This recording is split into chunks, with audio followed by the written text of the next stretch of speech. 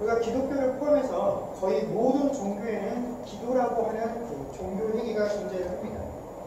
이 기도를 통해서 사람들은 자신들이 섬기고 있는 그 신앙의 대상과 소통을 하거나 혹은 자신에게 필요한 것들을 그 대상에게 말하는 그런 일들을 그 기도를 통해서 행하게 되죠.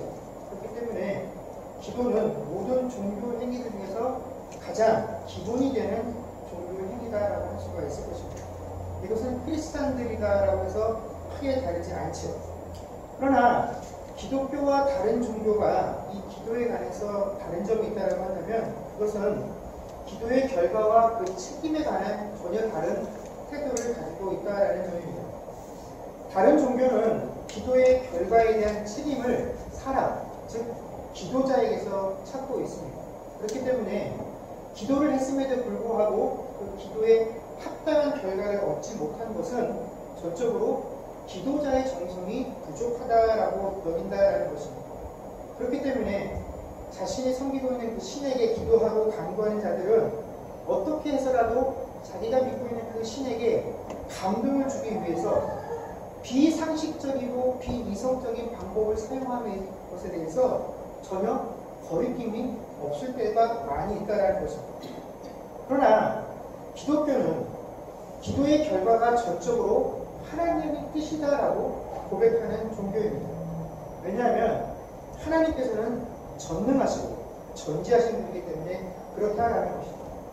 사람이 아무리 선한 뜻과 계획들을 가지고 하나님께 기도한다라고 해도 결코 하나님의 뜻보다 더 좋을 수가 없고 하나님의 계획보다 더 선할 수 없기 때문에 그렇다라는 것입니다. 여러분, 사람이 기도할 때 이 기도는 항상 한계를 가지고 있죠. 우리의 기도는 항상 현재라는 테두리 안에 있습니다. 그래서 우리의 기도는 나, 내 가족, 내 나라, 내 민족, 내 교회를 위해서 기도하게 된다는 것입니다. 이 테두리를 벗어나기가 힘들다는 것입니다. 그러나 하나님께서는 지금 우리 눈에 보이지 아니하는 대상, 그 사람, 그 민족, 그 사건, 또 지금 이 시간이 아니라 훨씬 미래에 일어날 일까지도 하나님의 계획과 섭리 안에서 지금 그 일들이 이루어져 나가고 있기 때문에 우리가 아무리 지금 기도를 해도 하나님의 뜻과 계획을 따라잡을 수가 없다는 것입니다.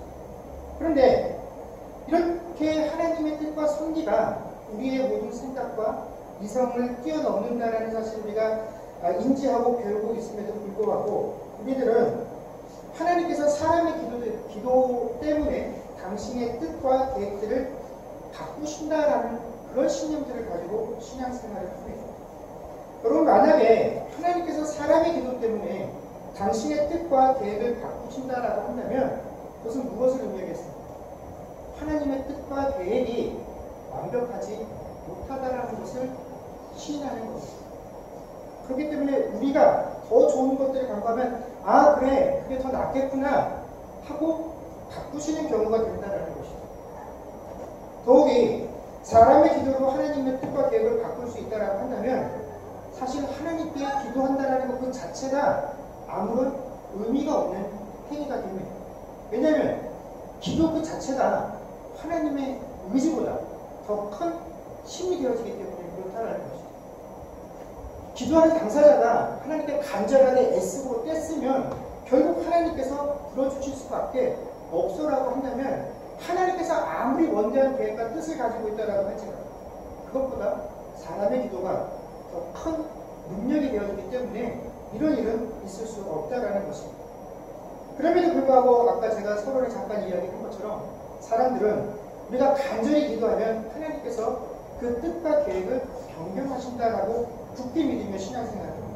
그리고 그 예로 히스기야의 기도를 이야기하죠. 우리가 잘 아는 것처럼 히스기야는 25세의 나이에 유다의 왕이 되었던 인물입니다. 그런데 그가 왕이 되어서 통치를 시작한 지 14년째 되던 해에 이사야가 하나님으로부터 한 예언을 받아 히스기야에게 전달하게 되죠. 그게 뭐냐면 히스기야가 죽을 것이다 라는 예언이었습니다. 이 이사야 선지자를 통해서 예언을 들었던 히스기야가 깜짝 놀라죠. 그래서 하나님께 내가 지금까지 하나님을 위해서 얼마나 선하게 행했는지를 하나님 좀 기억해 주십시오 라고 하나님께 기도하고 간구하고 통곡을 했다라고 성경은 기록을 하고 있습니다.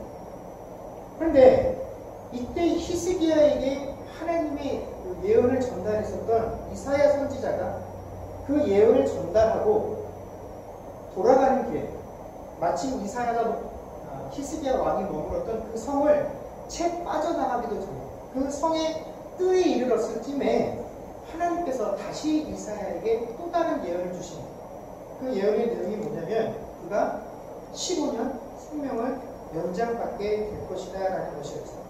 그래서 다시 이 예언을 받은 이사야 선지자가 히스기야 왕에게 돌아가서 15년 생명이 더욱 연장되었다라는 예언을 전하게 됩니다.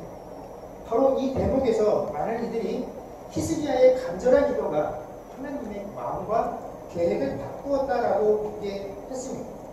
그런데 여러분, 우리 한번 곰곰이 생각해 볼 것은 이사야 선지자가 처음 하나님의 말씀을 전하고 나서 두 번째로 다시 당신의 생명이 15년 연장이 되었습니다라는 그 두 번째 예언을 전달하기까지 과연 얼마만의 시간이 흘렀을 것이다라고 생각들을 하십니다.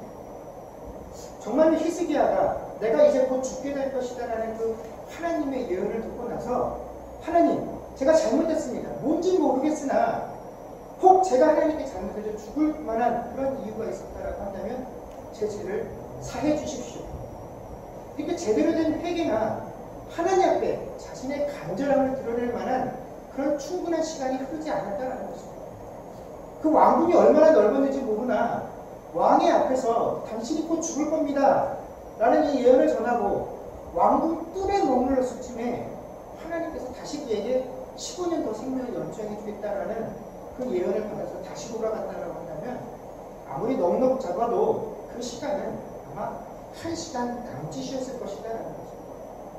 그렇다면 과연 그 사이에 우리가 생각하는 것만큼 얼마나 이 히스기야가 하나님 앞에 자신의 간절함과 처절함들을 드러낼 수 있겠느냐 하는 것입니다. 이것은 그런 것들을 살펴볼 만한 시간의 별이 없었던 사건이죠. 그래서 우리는 히스기야의 사건을 통해서 이것이 히스기야의 기도가 하나님의 뜻과 계획을 변경했다는 것을 보여주는 것이 아니라 이 히스기야가 15년의 생명을 연장받은 이후에 그가 하나님의 나라를 통치하는 그 15년의 세월들을 통해서 하나님께서 더더욱 분명하게 너의 생명이 내 손에, 내 결정에 있다라는, 내 뜻 안에 있다라는, 이제 네가 15년 동안 더 왕위에 있어서 왕처럼 다스리는 것 같으나 실제로 이 나라의 왕, 이 나라를 다스리는 이는 나라는 사실을 히스기야에게, 이스라엘에게 분명하게 보여준 사건이 바로 히스기야의 생명을 연장시켜주신 사건이다라는 것입니다. 또 하나님께서 히스기야에게 15년을 연장해 주신 이 사건이 하나님의 뜻일 수밖에 없었던 결정적인 증거가 뭐냐면 히스기야가 죽고 난 이후에 이어서 왕이 되었던 아들 므낫세가 가장 강력한 증거다라는 것입니다. 여러분, 히스기야가 죽고 나서 그의 아들 므낫세가 왕이 되었는데 므낫세가 왕이 되었을 때 나이가 12살이었습니다. 즉 므낫세는 히스기야가 15년의 생명을 연장받은 이후에 3년의 시간이 지난 후에 태어난 아들이었다라는 것입니다. 만약 히스기야가 29살의 나이에 원래대로 죽었다라고 한다면 그는 이 세상에 태어날 수 없는 아들이었습니다. 그런데 만약 후사가 없이 히스기야가 죽었다라고 한다면 하나님께서 아브라함에게 주셨던 약속, 너를 통해서 태어난 후손들을 통하여 메시아를 주겠다라고 하셨던 약속, 다윗의 왕조를 통하여 메시아를 이 땅에 주겠다 하셨던 그 하나님의 약속이 어떻게 됩니까? 깨져버릴 수밖에 없다라는 것입니다. 우리가 잘 아는 것처럼 하나님께서는 당신이 약속하신 그 약속을 분명하게 이행하시는 신실하신 하나님이십니다. 그러니 그 하나님께서 메시아를 이 땅에 주시겠다고 했던 그 약속을 지키시기 위해서라도, 이루시기 위해서라도 히스기야가 후손이 없이 죽는 일이 결코 일어날 수 없었다라는 것입니다. 이것은 처음부터 하나님의 계획 안에 있었던 일이고 하나님의 섭리 안에 있었던 일이다라는 것입니다. 이것이 히스기야의 기도를 통해서 하나님께서 우리에게 보여주신 내용입니다. 그런데 어느 순간부터인가 이 교회와 신자들이 기도를 하나님보다 더 우선시하기 시작하게 되었습니다. 성경에는 기록되어 있지도 않은 기도하면 능치 못할 것이 없다라는 신조들을 가지고 기도를 무기 삼아서 하나님을 밀어붙일 수 있다라고 신자들이 여긴다라는 거죠. 자기의 기도로 하나님을 이길 수 있다라고 여기는 것이죠. 하나님의 계획과 섭리에 순종하기보다는 자신이 원하는 바를 얻어내는 것을 믿음이다라고 여기고 그렇게 생각하는 것을 기도의 능력이다라고 여기며 신앙생활을 하나 그렇게 우리가 믿는 기도의 능력이란 성경 어디에도 존재하지 않는다라는 것입니다. 자, 그렇다면 성경은 분명히 우리에게 기도하라라고 말씀을 해주시고 또 우리가 아는 많은 믿음의 선조들이 이 기도를 통하여 하나님의 놀라운 은혜를 경험했다라는 사실을 우리가 잘 알고 있습니다. 그러나 그 성경이 우리에게 강조하고 있는 기도는 우리가 추구하고 찾고 있는 기도와 다르고 또 우리 믿음의 선조들이 체험했던 그 기도의 유익 역시 우리가 생각하고 있는 것과는 전혀 다른 것에 문제가 있다는 것입니다. 오늘 다니엘이 우리에게 보여주는 이 모습은 바로 신자들이 하나님께 기도할 때 그 기도를 통해서 얻게 되는 참된 유익이 무엇인가에 대한 그 진면모를 보여주기 때문에 굉장히 중요한 말씀이 됩니다. 여러분, 바벨론을 멸망시키고 새로운 제국이 왕이 되었던 다리오는 이 제국 안의 모든 영토들을 120명의 고관에게 나누어서 통치하게 하고 그 120명의 고관은 3명의 총리로 다스리게 하는데 다니엘이 그 3명의 총리 중에 들어가게 되죠. 다니엘은 10대 시절에 나라가 패망해서 이 바벨론의 포로로 이끌려온 사람이었습니다. 이제 그런 그가 이 바벨론이 멸망하기까지 약 66년간의 시간 동안 바벨론에서 총리로 지냈었고 이제 그 바벨론이 멸망한 이후에 들어선 제국에서도 총리 일을 계속 이어서 할 수 있게 되었다는 것은 이 다니엘이라는 인물이 얼마나 탁월하게 뛰어난 인물인가 하는 것을 우리가 쉽게 이해할 수 있는 대목입니다. 다니엘은 그만큼 탁월한 인물이었고 그는 이미 80세 중반에 접어든 노인이 되어 있었습니다. 이렇게 고령에도 불구하고 그가 전국을 다스리는 3명의 총리의 자리에 들 수 있었다는 것은 그가 그만큼 뛰어난 인물인 것을 보여준과 동시에 그가 동시에 수많은 정적들을 만들어낼 수밖에 없는 처지에 있었다라는 것을 우리로 하여금 짐작하게 합니다. 그러나 이 다니엘은 이 나이 들어서 최고의 명예와 권력을 누릴 수 있는 자리에서 이미 그가 모든 사람들이 추구할 수 있는 최고의 부와 명예를 누려봤기 때문에 이제 사실 그것들을 잃는다라고 해도 아무것도 아쉬울 것이 없는 시점에 이르렀다라는 것입니다. 이미 나이상으로도 그런 모든 것들을 다 내려놓고 은퇴해서 자신이 개인의 안락을 충분히 누릴 만한 나이가 되었다라는 것입니다. 그렇기 때문에 누군가 자기를 시기해서 공격하고 있다라고 느껴지면 언제라도 그 자리를 포기하고 물러날 수 있는 그런 시점이었다라는 것입니다. 그런데 바로 그러한 시점에 이르렀을 때 그에게 아주 큰 문제가 생기게 됩니다. 그런데 이 문제는 누군가 그에게 만들어준 것이 아니라 그가 스스로 그의 인생에 있어서 문제를 만들어서 그 문제를 덧쓴 그런 상황이 되었다라는 것이죠. 여러분, 다니엘의 대적들은 그 다니엘을 어떻게 하면 무너뜨릴 수 있을 것인가를 곰곰이 살펴보았습니다. 그러나 업무와 관련해서는 다니엘을 모함할 수 없다라는 사실을 발견했기 때문에 그들이 생각하는 유일한 방법이 뭐냐면 오직 하나님의 율법과 관련돼서만 이 다니엘을 넘어뜨릴 수 있다는 사실을 알고 그들이 어떤 제안을 왕에게 하냐면 지금부터 30일간 왕 외에 어떤 신이나 인간에게 무엇이든지 구하는 사람이 있으면 그 사람을 사자굴에 던져 넣자라는 것이었습니다. 그리고 누구도 예외가 될 수 없도록 이 법은 변경될 수 없다라고 왕에게 제안을 했고 왕도 그 제안을 받아들여서 이것을 조서로 꾸며서 도장을 찍었죠. 그런데 이런 모든 내용을 알고 있었던 다니엘이 집으로 돌아와서 어떻게 합니까?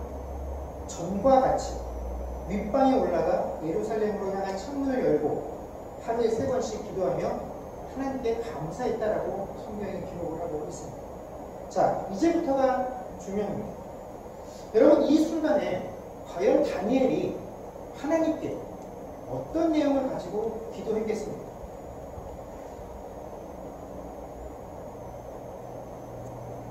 이 순간에 다니엘은 하나님께 기도하고 감사했다라고 성경에 기록을 하고 있는데, 과연 이 순간에 다니엘이 하나님께 드렸던 감사의 내용은 무엇이었겠습니까? 우리가 일반적으로 생각할 수 있는 상황은 다니엘이 과연 아마 이런 상황이 처했더라면 이렇게 기도했을 거예요. 우리는 쉽게 예측을 합니다. 하나님, 제가 이런 어려운 시간 속에서도 늘 하나님을 향한 열심들을 잃지 않고 기도 생활들을 해왔지 않습니까? 제가 이렇게 기도하면 제가 곤란하고 어려운 상황에 빠질 수 있음을 알면도 불구하고 하나님께 기도합니다. 그러니 하나님, 그 조소의 내용들이 나에게는 임하지 않도록 해주십시오라고 기도했을까요?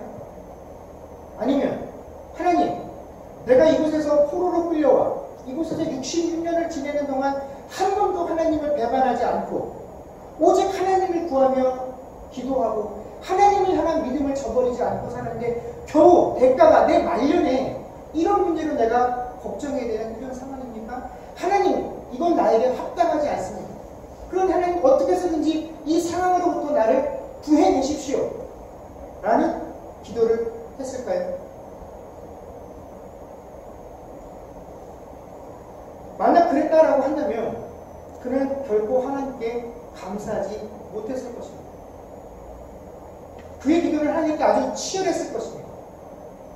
그러나 이미 만약 그런 식으로 기도를 했다라고 한다면 다니엘에게는 이미 답이 정해져 있었습니다.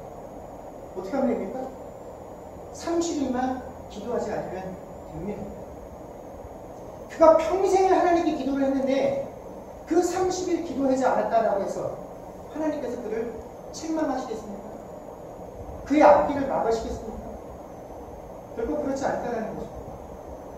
기도해도 좋습니다. 창문만 가리고 하면 되지 않겠습니까? 누구도 이 다니엘이 기도하고 있다는 사실을 확인하지만 않으면 아무 문제도 될 것이 없었다라는 것입니다. 그런데도 불구하고 다니엘은 전과 같이 기도했다라고 되어 있었다라는 것은, 이것은 무엇을 의미하냐면 다니엘의 기도는 결코 살기 위한 기도가 아니었다라는 것입니다. 이 모든 사실을 알고도 다니엘이 기도했다라는 것은 다니엘은 죽기 위해서 기도를 했다라는 것입니다. 우리는 성경에 아주 감동적으로 있는 구절 중에 이런 구절이 있습니다. 에스더 5장 16절에 보면 죽으면 죽으리이다라고 하는 구절이 있죠. 이 내용의 결과들을 다 알고 있는 우리들은 이 구절을 보면서, 봐라, 우리가 이 에스더처럼 하나님께 목숨을 다 내어놓고 내가 죽기를 각오하고 주의 일을 하면 하나님께서 우리의 목숨을 지켜주신다 라고 이해를 하지만, 여러분, 과연 정말로 그 당시에 에스더가 내가 죽기를 각오하고 하나님 일을 위해 하면 하나님께서 나를 분명히 살려주실 거야, 이런 확신을 가지고 이 말을 했을까요? 아닙니다. 에스더가 죽으면 죽으리다라고 말했었던 그 상황은 100% 내가 죽을 수밖에 없다라는 상황을 알고 그 일을 행하며 그가 했었던 고백이다라는 것입니다. 여러분, 우리가 잘 쓰는 말 중에 이 본문과 관련해서 죽고자 하는 살 것이요 살고자 하는 죽을 것이다 라는 말을 이 에스더의 고백과 혼용해서 많이 사용들을 합니다. 그러나 이 말은 중국의 오자병법에 나오는 말이고 이순신 장군이 이용한 말이지 성경이 우리에게 들려준 내용이 아니다라는 것입니다. 여러분, 기독교 역사 속에, 그 2000년의 역사 속에 수많은 순교자들이 정말로 내가 목숨을 걸고 하나님의 복음을 전하면 하나님이 그 죽을 수밖에 없는 상황 가운데서도 분명 나를 지켜주실 것이야, 내 생명을 건져주실 것이야 하는 그런 믿음을 가지고 복음을 전하다 그것이 이루어지지 않아서 죽었겠습니까?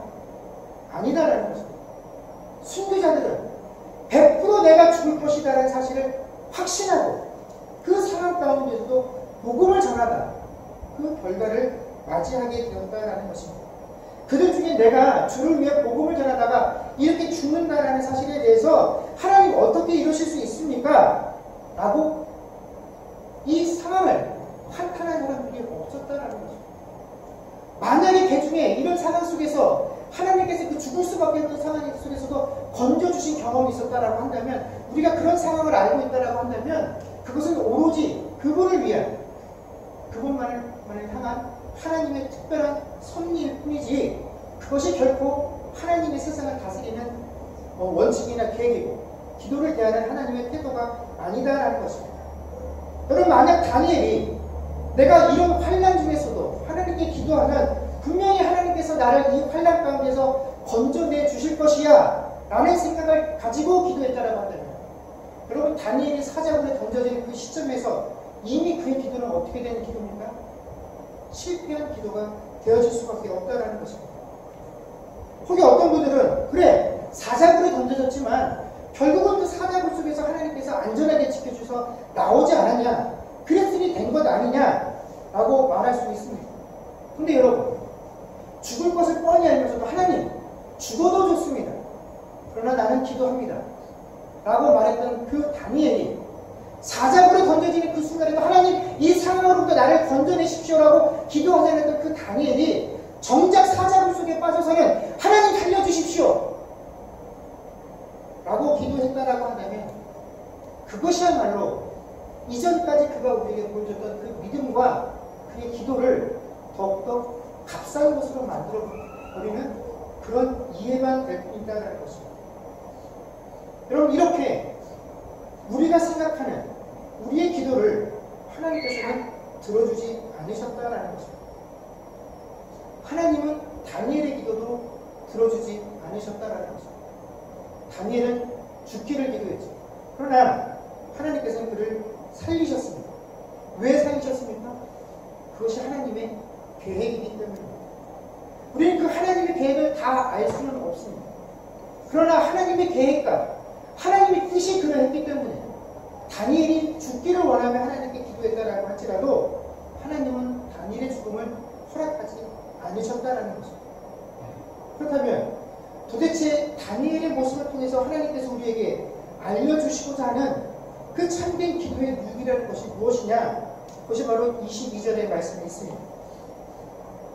나의 하나님이 이미 그의 천사를 보내어 사자들의 입을 봉하셨으므로 사자들이 나를 상해하지 못하였사오니 이는 나의 무죄함이 그 앞에 명백함이오며 또 왕이여 나는 왕에게도 해를 끼치지 아니하였나이다 하니라.